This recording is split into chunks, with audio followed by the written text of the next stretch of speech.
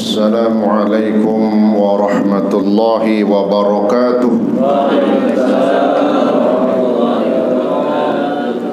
Alhamdulillah wa syukrulillah, pada malam hari ini atas izin Allah kita dapat melangkahkan kaki, kemudian kita tempatkan diri kita, fisik dan jasad kita dalam satu majlis yang paling mulia, majlisnya Rasulullah sallallahu alaihi wasallam, dengan harapan dan keyakinan bahawa duduknya kita di majlis ilmu, majlisnya Rasulullah, mendapatkan pahala yang terbesar di sisi Allah Subhanahu wa taala.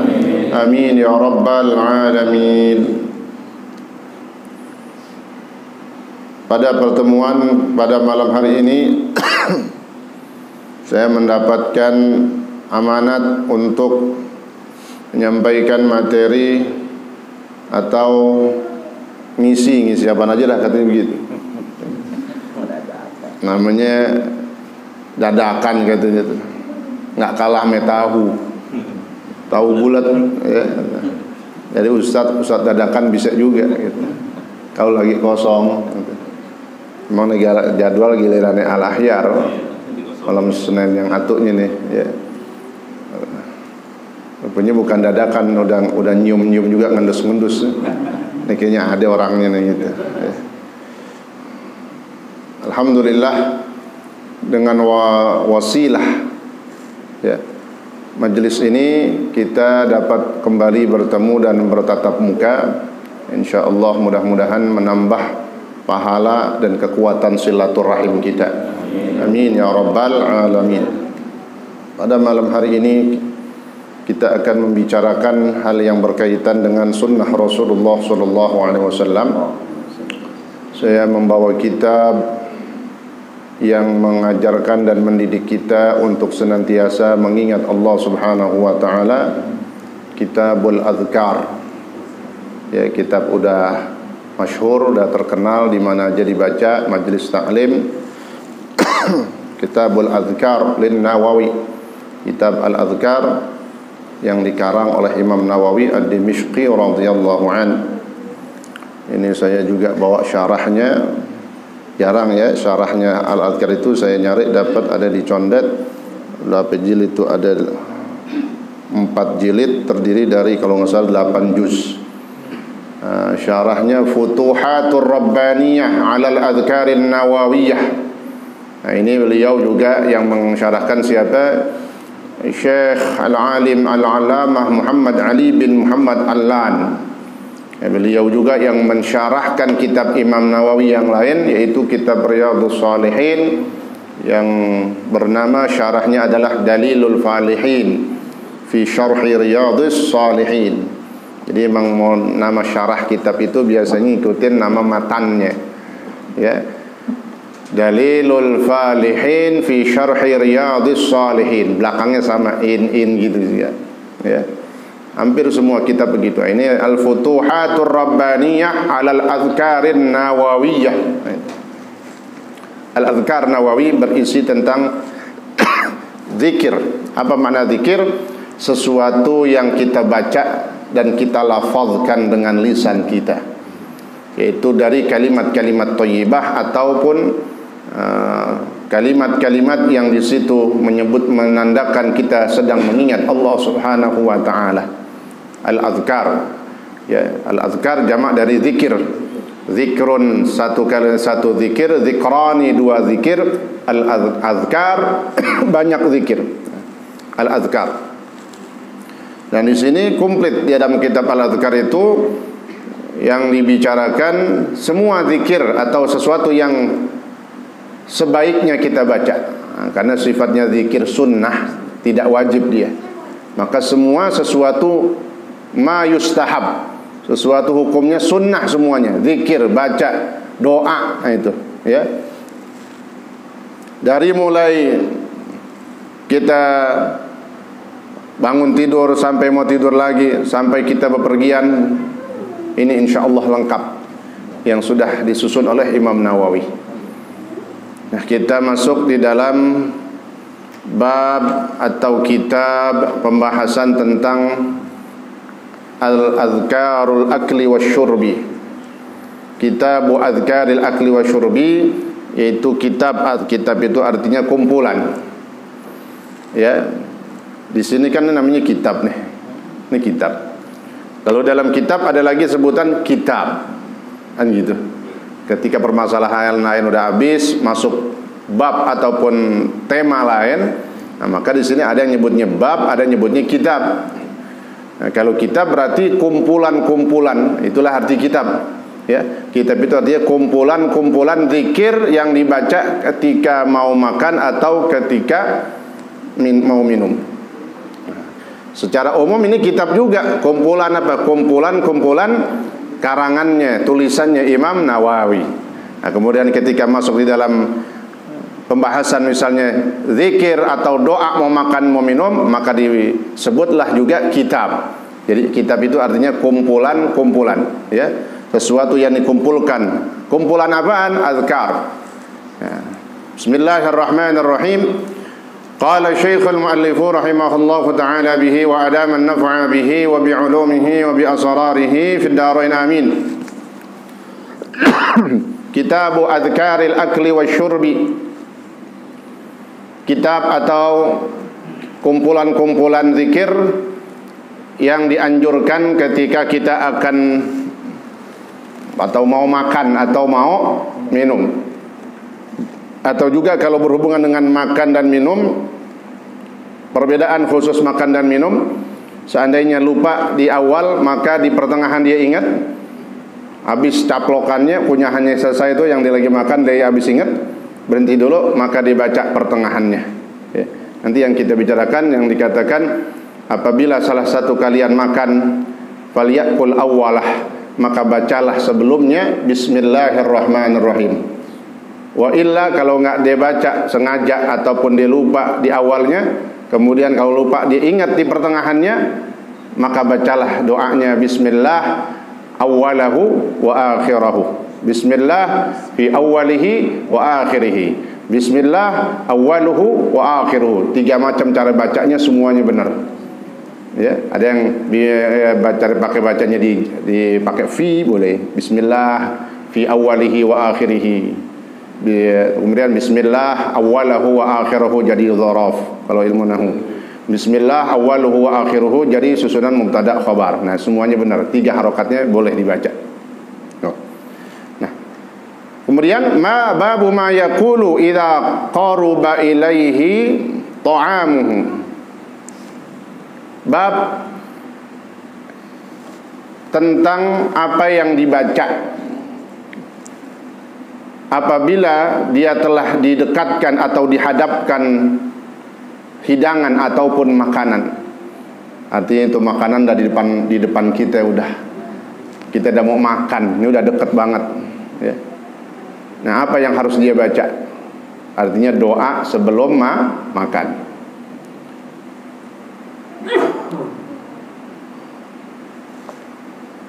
Ruwina fi kitab Ibn Sina an Abdullah ibn Amr ibn al-As radhiyallahu anhuma anin Nabi sallallahu alaihi wasallam annahu kana yaqulu fi at-ta'am idza qurriba ilayhi Allahumma barik lana fima razaqtana wa qina 'adzaban nar. Udah sering kita baca hadisnya, ini kita dengar, ya. Kami telah mendapatkan riwayat di dalam kitab Ibn Sina'an dari yang bersumber dari sahabat Nabi. Ini hadis. Siapa sahabat Nabi? Abdullah bin Amr bin As, anak daripada Amr bin As, gitu. Abdullah bin Amr bin As radhiyallahu anhuma. Anin Nabi sallallahu alaihi wasallam, dari Rasulullah sallallahu alaihi wasallam, annahu kana yaqulu fi at-ta'am. Adapun beliau sallallahu alaihi wasallam membaca pada makanan yang akan dimakannya. Artinya doa, membaca doa sebelum makan. Yaqul, apa yang dibaca Nabi? Allahumma barik lana fima razaqtana wa qina adzaban nar. Bismillah. Ya. Yang pertama kalimatnya Allahumma barik lana fima razaqtana. Ya Allah, berikanlah keberkahan kepada kami kepada apa yang telah kau rezekikan kepada kami. Apa maknanya kita belajar nih? Dari dulu kita baca nih, gitu. Bahwa banyak di antara kita mungkin lagi bacanya kadang buru-buru, lalu dia tidak ngeresepin. Kalau tidak benar-benar meminta kepada Allah Subhanahu wa ta'ala, secara spontan dia baca, udah benar, udah sunnah, ya. Tapi kalau kita tahu lagi artinya, nah itu maka maknanya kita akan lebih banyak bersyukur kepada Allah Subhanahu wa ta'ala, ya. Jadi Allahumma, ya Allah, ya Tuhan kami, barik lana, berikanlah keberkahan kepada kami. Nah, maka di dalam syarahnya katanya, yahtamilu an takuna al-barakatu bitakthiril hissi. Ada dua pengertian yang dimaksud berkah di sini, ada dua. Berkah apa itu? Yang pertama barakatul hissi, yaitu barakah takthirul hissi. Yang kedua barakah takthirul maknawi. Yang pertama takthirul hissi, kita minta berkah. Berkah itu kan artinya ditambahin, ziyadah, ziyadatul khairil ilahi, bertambahnya kebaikan Allah. Nah, bertambah kebaikan sifatnya ada yang kelihatan, ada yang secara makna bertambahnya. Nah, itu. Kalau yang takthirul hissi, bertambah banyaknya rezeki kita ataupun makanan kita, al-hissi, secara nyata kelihatan, bisa terjadi. Nah, itu kama waqa'a lahu sallallahu alaihi wasallam katsirun min dzalik, yang terjadi banyak dalam mukjizatnya Rasulullah sallallahu alaihi wasallam. Dikenal, disebut dengan takthirut ta'amil qalil. Itu mukjizat namanya, istilahnya takthirut ta'amil qalil, memperbanyak makanan yang sedikit. Tuh makanan tadinya sedikit jadi banyak. Ini enak nih kalau kita bisa begini. Tapi khusus ini bagi Rasulullah SAW, ya. Seperti apa? Kama fi qissati syati Jabir, seperti kisahnya Jabir bin Abdullah waktu Nabi hijrah dari Mekah menuju Madinah, yang ditemani oleh Sayyidina Abu Bakar As-Siddiq, ya. Lalu di pertengahan hampir atau sebelum sampai kota Madinah, Nabi diam ataupun istirahat sebentar di khaymah. Khaymah, bahasa Arab tuh khaymah, Indonesia ngambil jadi apaan? Kemah. Itu bahasa Arab. Khaymah, ya. Luar biasa bahasa Arab. Kita harus bersyukur dengan bahasa Arab dan bangsa Arab, apalagi maksudnya siapa yang maksudnya, kata ulama, Rasulullah SAW, sahibul Arab.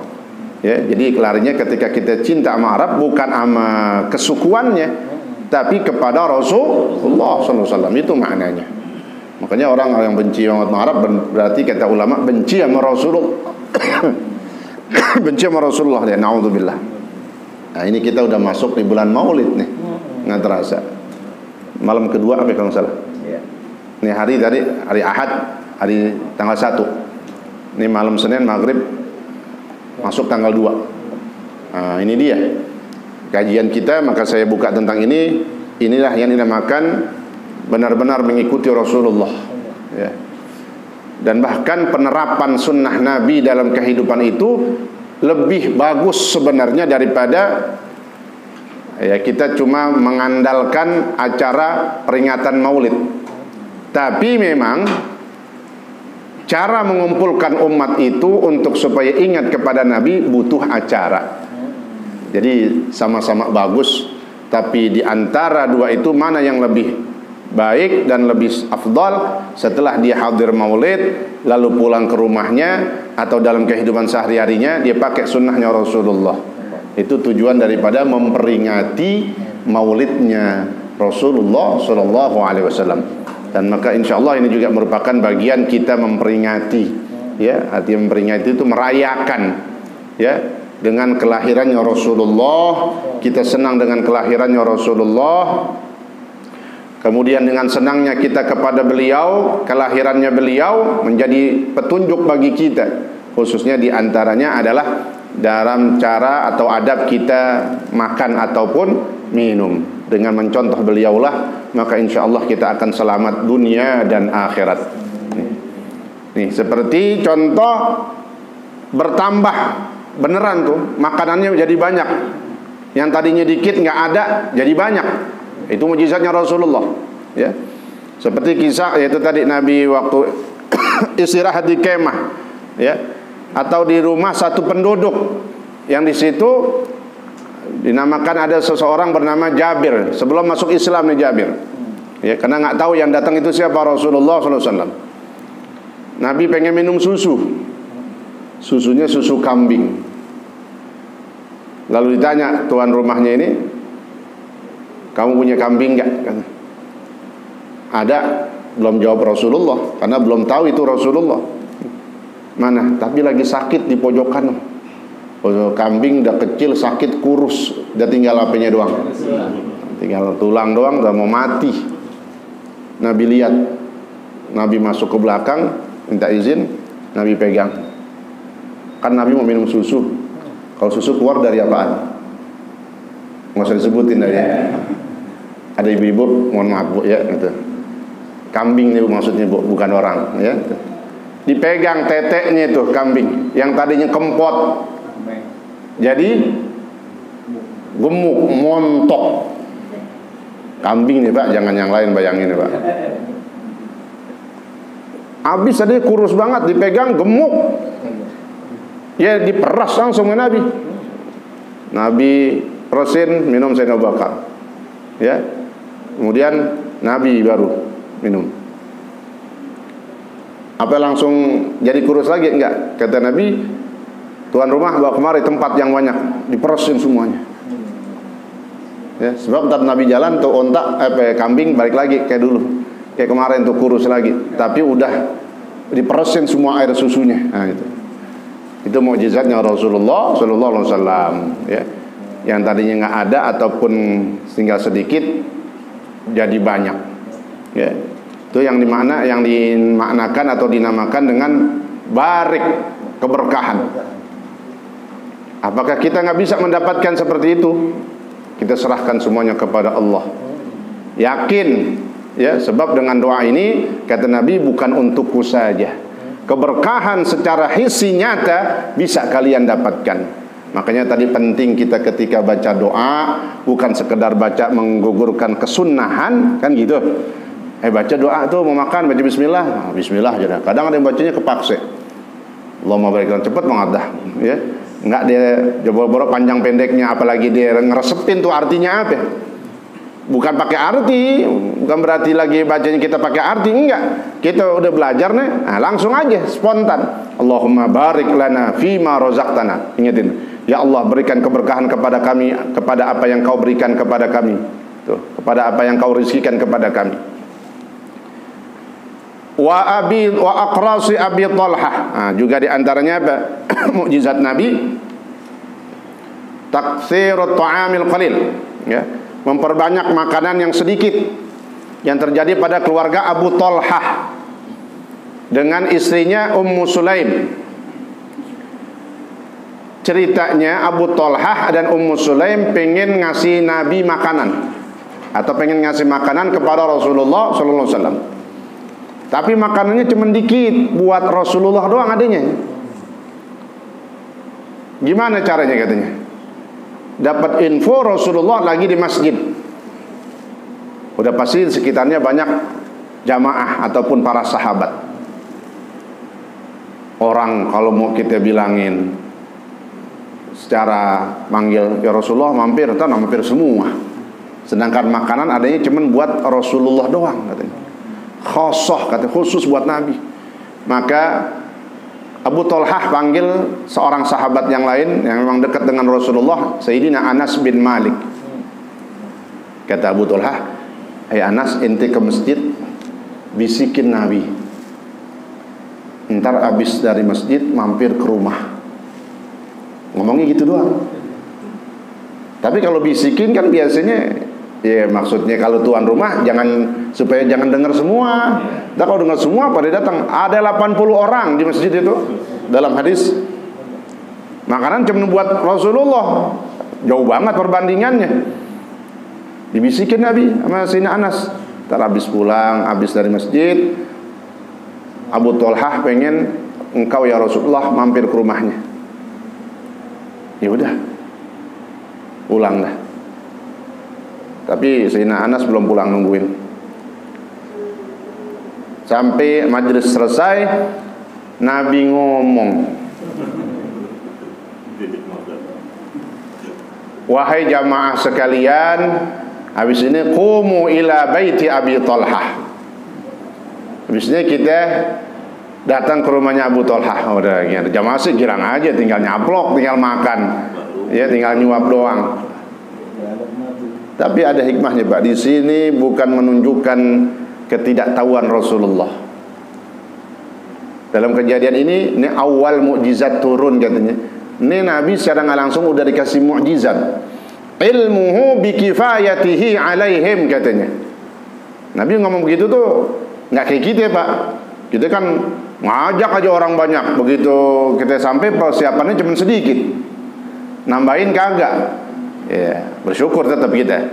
Artinya ini beda dengan orang biasa. Nabi ngomong gitu karena Nabi sudah dikasih tahu oleh Allah melalui malaikat Jibril bahwa engkau ntar akan Allah berikan mukjizat, disebutnya satu hal yang luar biasa. Tuh makanan yang dikit bisa jadi banyak. Ini jangan ikutin nih. Ini khusus Rasulullah nih. Dibilangin buat kita doang, jangan kita ngomong. Habis besok kita nggak dikasih lagi. Gue suruh dia sendiri, dia ngomong sekampung katanya. Ini Rasulullah. Jadi ingat, Rasulullah berkata seperti ini bukan karena tidak tahu, justru Nabi tahu. Ini mukjizat yang pertama dalam kejadian ini katanya. Jadi Nabi tahu makanan itu bahkan cukup, bahkan bukan cukup doang. Entar diceritakan sahabat itu pada kenyang. Kenyangnya bukan kenyang-kenyangan. Gimana sih kalau orang kalau makan kenyang? Oh, kencang perutnya dah, begak, sampai begitu. Ya. Nih, Sayyidina Anas begitu dengarnya, Nabi ngumumin, nggak bisa ngapa-ngapain lagi dah. Buru-buru Sayyidina Anas pulang, laporin ke Abu Thalhah. Wahai Abu Thalhah, saya udah bilangin tadi, udah bisikin supaya jangan salah paham. Tapi di akhir majelis Nabi ngundang, bahasanya itu, ngajak semua jamaah untuk datang ke rumah ente. Waduh, gimana nih katanya. Ya. Kalau ada sate lambang dulu. Ya, pesan aja dah kue hijau. Ya, apalagi itu tadi. Ya, kue bugis, ya. Kue talam pepe apa aja bisa. Tape uli enak, wah tape ulinya, Bu. Ini bukan iklan. Ya. Ya, alhamdulillah, ya. Tiap hari apaan tuh? Hari Ahad dagangnya. Jadi iklan ini apa-apa. Ini kita beli belanja sama orang kita. Ya. Barokahnya, sodakohnya itu fadilahnya luar biasa. Anggap tuh iklan kue tadi itu ya. Nah, sampai mana tadi itu? Abu Thalhah bingungan. Ah, gimana nih? Sebelum sampai ke rumah, ini kalau dilaporin ke bininya bisa. Gimana kalau kita bilang? Udah kompak nih laki bini bilangin Rasulullah aja. Nggak taunya kenyataannya banyak orang bakal datang. Ini Abu Thalhah belum berani bilangin bininya. Sebab tahu diri. Kalau perempuan misalnya begitu, perempuan yang nggak baik kan kadang gitu. Apa itu dia nyap atau dicerewet atau macam-macam lah. Takutnya marah. Maka Abu Talha punya inisiatif, saya harus nyusul di pertengahan jalan. Sebelum Nabi sampai, saya harus jegat, bahasanya begitu. Bener. Jadi Nabi lagi mau datang ke rumahnya, di tengah-tengah dijegat sama Abu Talha. Ya, dibisikin, ya Rasulullah, jelasin. Tadi kan Sayyidina Anas ngomongnya, habis dari sini disuruh ke rumah Abu Talha. Nggak dibilang khusus engkau ya Rasulullah. Abu Talha bilang nih, ya Rasulullah, ini makanan khusus buat engkau doang. Kata Nabi, enggak, ente pulang aja dah. Tapi bilangin sama bini ente, katanya, ini kan makanannya bukan kembuli, Pak, bukan, tapi roti. Ya roti kan bikinnya di apaan? Open kalau bahasa kita. Udah mateng nih. Bilangin, nanti ya, jangan angkat roti dari tempat atau opennya. Taruh, artinya jangan disajiin di piring. Ya kurang orangnya kelihatan. Biarin dia di situ aja udah. Jangan diangkat rotinya, misalnya cuma 3 kalau buat Nabi kan Nabi witir teman ganjil, istilahnya innallaha witrun yuhibbul witra. Seandainya cuma 3 doang, biarin, jangan diapa-apain. Pokoknya jangan diangkat dari open dah bahasanya. Ya udah pulang, serahin Rasulullah dah, masuk. Ya, masuk. Nabi lihat, ya cuman sedikit emang rotinya. Nabi panggil, Nabi pegang tuh tempat roti yang masih dipanci, bahasa kukusannya kan gitu. Nabi panggil, ada 80 orang katanya ngantri, karena rumah Abu Talha itu nggak gede. Kan rumah-rumah para sahabat itu sederhana banget, cukup untuk 10 orang doang. Maka Nabi gilir gitu, masuk 10 dulu, 10 orang masuk. Nabi ambil, datang orang kasih makan, ambil pegang. Tiap yang datang dikasih. Cuman 3 orang yang kelompok pertama aja berapa? 10 orang. Itu dapat melebihi kebutuhannya, hampir kenyang bahkan. Jadi Nabi nggak lihat lagi udah. Ada yang datang kasih. 10 orang selesai udah kenyang, keluar gantian masuk lagi. Sampai diceritakan tsamanina rajulan, jumlahnya semua 80 orang. Padahal roti cuman 3. Itu Nabi. Ini bapak-bapak jangan sok ngikutin dah. Ya. Ini sayur bandeng cuman tinggal palenya doang nih. Gue pegang dah katanya. Nggak nambah-nambah. Ya. Ini Rasulullah taktsirut ta'am. Sampai katanya kenyang tadi. Sehingga timbul permasalahan, katanya kok kenyang itu? Kan kita dilarang. Ada afatus syiba, bahayanya kenyang. Banyak penyakit ataupun bahaya madaratnya kalau kita makan kenyangan. Kata Syekh Ibnu Alan juga dalam kitab tadi Syarah Riyadhus Shalihin, beliau mengatakan dan mengutip dari pendapat ulama lain, bahwa kenyangnya sahabat itu jarang-jarang banget tuh gitu. Enggak tiap makan kenyang. Fayajuzu, maka boleh. Begitu juga buat kita. Jarang-jarang kita makan kenyang nggak apa-apa. Apalagi kalau lagi arisan dibawa ke Bogor, iya gak? Makan dah sepuasnya, ya, sampai kenyang tuh. Jarang-jarang nih. Di rumah kadang berebut Nabi ini mah anak mulu, lauknya cuma segitu-gitunya. Ya, lagi diajak makan si fulan misalnya, ya, kenyang boleh. Asal kita tahu diri, itu artinya buat diri kita, dan sampai kenyang boleh, tapi jarang-jarang. Yang dilarang itu tiap makan kudu kenyang. Nah, itu yang nggak boleh. Ini Pak ya, tiap makan pokoknya pagi nambah. Gua nambah nggak enak. Itu gembul. Ya. Siang nambah lagi. Malam makannya nambah, ya Allah. Piring mentung kalau piring mentung. Ya. Ini tanya, tukang orang sampai tukang gitu. Makannya banyak banget. Ya. Ini contoh berkah apa? Bertambah banyak makanannya. baik saat itu makanan yang dihadapinya atau ada di hadapannya, atau makanan yang akan ada di rumahnya. Ini maknanya doa, Pak. Barik lana, berikan keberkahan kepada kami ya Allah terhadap apa yang kau rezekikan kepada kami. Artinya apa? Keberkahan makanan yang akan ada di rumah. Insya Allah ntar kapan ada yang datang bawain lagi. Nah itu namanya mustajabnya doa kita itu. Bukti bahwa doa kita diterima oleh Allah, nah, yaitu dengan diberikan keberkahan. Yang kedua tadi ada juga maksudnya taktsirul ma'nawi, yaitu bertambah berkah, bertambah banyak apanya? Orang itu akan mendapatkan banyak keberkahan secara makna. Meskipun secara bentuk makanan yang dia punya, ya, itu nggak bertambah, tapi dia mendapatkan juga keberkahan dari segi bertambahnya keberkahan yang nggak nampak dalam diri dia. Karena berkah itu tadi sifatnya ziyadatul khairil ilahi. Allah kasih bertambahnya kebaikan Allah. Ya, bisa jadi yang ditambah itu tambah sehat.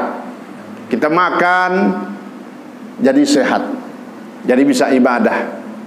Itu namanya berkah, bertambah. Jadi sekedar mencem berapa suap jadi bisa ngerjain sholat maghrib, ia bisa jamaah, isya berjamaah, malam bisa tahajud. Itu namanya berkah. Berkah makanan yang diawali dengan doa Allahumma barik lana fima razaqtana wa qina adzabannar. Kenapa? Habis minta berkah lalu dalam makan kok ada minta perlindungan, berdoa kepada Allah supaya dijauhkan, ya, dijauhkan, dihindarkan dari adzabannar, siksa neraka. Artinya jangan sampai kita ini tidak bersyukur kepada Allah. Karena kalau orang udah nggak bersyukur namanya kufur. Kan kata Allah di dalam Al-Quran, inna azabi la syadid, la in syakartum la azidannakum wa la in kafartum inna azabi. Nyambungnya ke situ. Allah mengatakan langsung, berfirman di dalam Al-Quran, siapa yang bersyukur terhadap nikmatku la azidannakum, maka akan aku tambah dia. Tapi sebaliknya siapa yang kufur, nggak terima, makanan begini doang nih, segini doang, kurang nih. Nah, jangan. Bersyukur kepada Allah apa yang ada di hadapan kita, supaya kita dijauhkan dari siksaan api neraka. Kenapa kata Allah tadi? Wala in kafartum inna azabi lasyadid. Dan apabila kalian kufur, sungguhnya azabku sangat pedih. Azab apa? Azaban nar. Bisa juga azabul kubur. Semua bentuk siksaan yang Allah berikan. Na'udzubillah min dzalik. Pas dah. Ya, emang panjang lebar masih. Cukup satu hadis, ya, yang di situ berkaitan dengan doa yang biasa kita baca. Nah, di sini Nabi sebutin baru baca bismillah. Ala kulli hal boleh membaca bismillah duluan. Bismillahirrahmanirrahim. Allahumma barik lana fima razaqtana wa qina adzabannar. Karena Nabi pun mengatakan di hadis lain, qul bismillah, bacalah kalian dengan menyebut nama Allah. Maka itulah yang dibaca pertama kali, bismillahirrahmanirrahim. Lalu baca doa, Allahumma barik lana fima razaqtana wa qina adzabannar. Termasuk yang dibaca ketika mau batalin puasanya. Nih bacanya itu dulu. Itu yang inti. Setiap kita mau makan, mau ngemil, pokoknya mau masukin makanan ke mulut kita, mau minum, nah itu baca bismillahirrahmanirrahim. Allahumma barik lana fima razaqtana wa qina adzabannar. Makan korma atau 3 atau 7 atau 5 ganjil. Selesai baru selesai batalin tuh. Ya, bukan selesai kenyang, selesai batalin, baru doa. Allahumma laka sumtu wa bika amantu. Kenapa? Inna lis-shaimi 'inda fitrihi la da'watan ma turad. Kenapa doa itu dibaca? Karena kata Nabi dalam hadis, sungguh bagi orang yang puasa ketika dia berbuka itu doa yang mustajab. Gitu. Insyaallah mudah-mudahan kita bisa amalkan dalam kehidupan kita sehari-hari. Cukup ya? Cukup.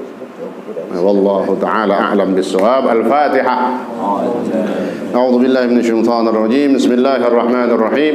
Alhamdulillahi rabbil alamin arrahmanir rahim maliki yaumiddin iyyaka na'budu wa iyyaka nasta'in ihdinas siratal mustaqim siratal ladzina an'amta 'alaihim ghairil maghdubi 'alaihim waladdallin amin. Bismillahirrahmanirrahim. Alhamdulillahi rabbil alamin. Allahumma salli wa sallim wa barik 'ala sayyidina Muhammad wa 'ala ali sayyidina Muhammad. Allahumma rabbana anfa'na bima 'allamtana wa 'allimna ma yanfa'una wa zidna 'ilma. Alhamdulillah ala kulli hal bi rahmatika ya arhamar rahimin. Sallallahu alaihi Muhammad wa 'ala alihi wa sallam. Walhamdulillahi rabbil alamin. Wassalamualaikum warahmatullahi wabarakatuh. Demikianlah kajian yang disampaikan oleh